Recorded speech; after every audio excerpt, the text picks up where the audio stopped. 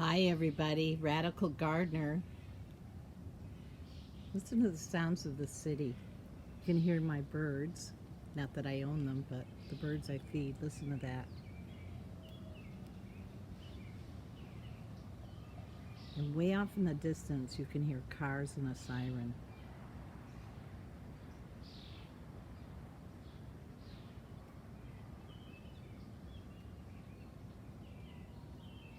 I like sitting here every morning and just tuning into the sounds of nature.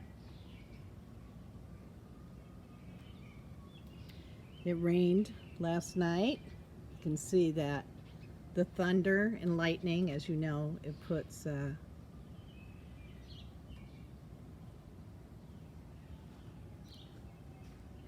nice charge in the atmosphere for our plants to grow. They seem to grow like a foot after a thunderstorm. I never used to know that until I had a garden.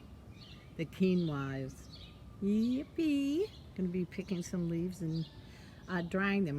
I'm playing with this plant this year. I'm playing around with it. If I dry leaves, what can I sprinkle them on rice?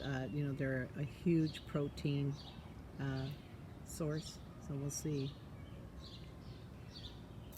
All right.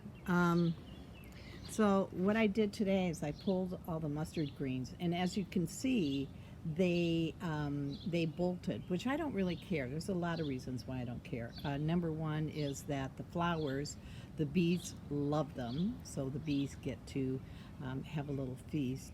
I do get the leaves, and I'm going to go ahead and make a stir fry mustard green that I serve with rice that is delicious. And then you can see the seeds here. I just think it's a great looking plant. You can see them there, and then if you remember from last year, I put these in the dehydrator, and then I put them in a bag, a paper bag, and a small one, and then I use them as a spice because they are absolutely delicious. They taste like mustard, and the flowers are delicious too. So I will be putting the flowers in a little bowl, and they won't keep too long, but I'll be sprinkling them on a salad today, and if they keep until tomorrow, I'll sprinkle them on a salad tomorrow, because they too have a really nice little spicy bite that is akin, of course, to the mustard plant. All right, something else I'm going to be trying, and my cabbage has really done pretty well. There's one that isn't as hardy as the rest. I'm growing in pots. It's a big experiment growing cabbage in pots. Next year, if I want big, huge cabbages, I'll put one per pot. But I was just playing with it. And of course, I've talked about the one I like the most because I plant 3 different kinds. And I looked it up. I think I was saying it wrong. I think it's called a Katerina. But anyways, I was watching the Michigan Gardener, and I had been reading about it too, is that they're experimenting now with something called biofilm repair. So our plants have been under a lot of stress in the last couple of months due to the grand solar minimum and the cosmic ray flux.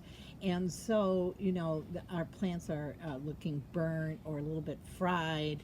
They might be a little more susceptible to disease because their biofilm is being destroyed by the harsher climate. And so what they're experimenting with, and actually they have anywhere between a 30 to 60% success rate. I think that's what I took in from the Michigan Gardener. So they take a healthy leaf from the plant, a couple healthy leaves, and then they juice it down to the juice. And I have an extractor, so I can get a lot of juice out of that. And then you spray the plant with with the juice from the healthy leaves. And it restores its biofilm. And this is a pretty cool thing if it really does work. So I'm going to be doing that today with my cabbage. And really only one of the kale, and the Swiss chard, they're the ones that look like they're under duress. The chard looks like it's coming back, but still, it's a great opportunity to play with something. All right, and then I'm going to show you what else I've been up to this morning. In the meantime, I do get up early and spray with the neem oil. I do it very early because it could kill the bees, and we don't want to do that. So I get to it before the bees get out. See, I cover my peppers every night because this is an invitation for squirrels to come and dig. So I cover it with a little tent. But I'm going to show you the tomatillos.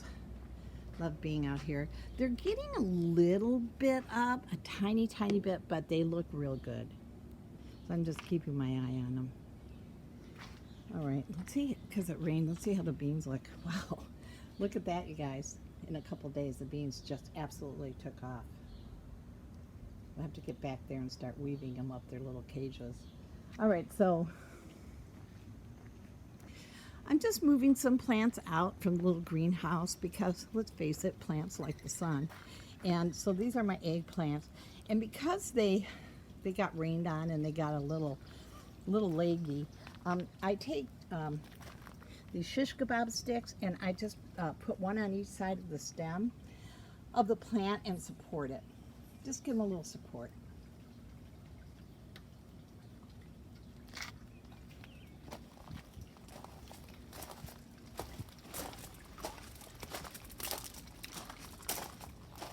And I've done the same with these too.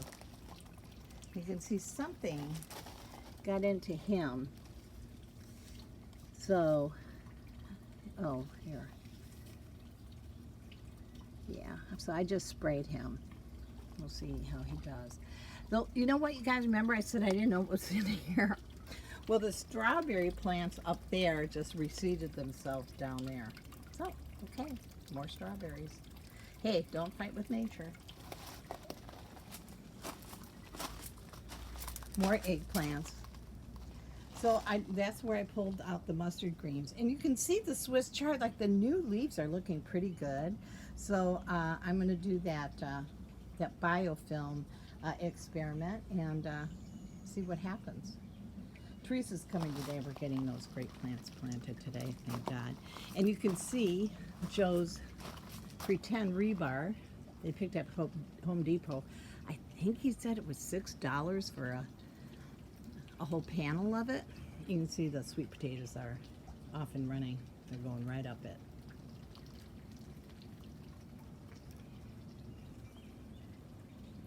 As is the clematis. And then back there, of course, the trumpet vine. Need flowers back here, bright flowers. A lot of green. All right. So I just wanted to bring you up to date on what was going on back here. The onions are becoming gigantic. You can see I've been pulling them out as I go. I planted 100 onions, I'm telling you, it won't be enough. And then here comes the zucchini. And you can see I've got my squirrel protection down. And they just grow right through.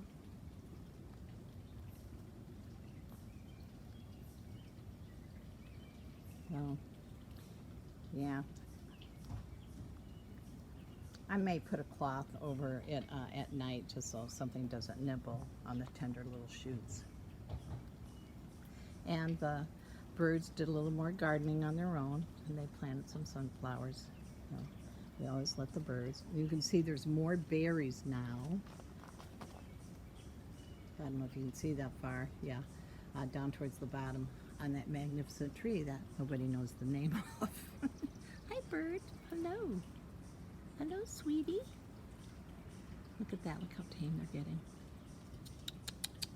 Mac, get off. Get off. Go on. Get off the squash. He's worse than the squirrels. Look how pretty this hyssop's getting.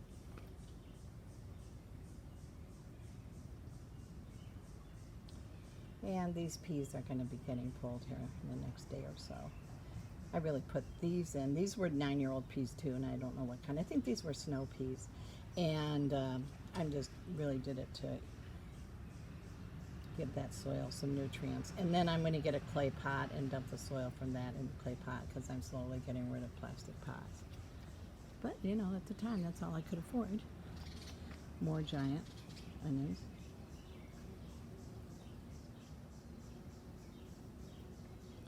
Yeah, so today's mustard greens.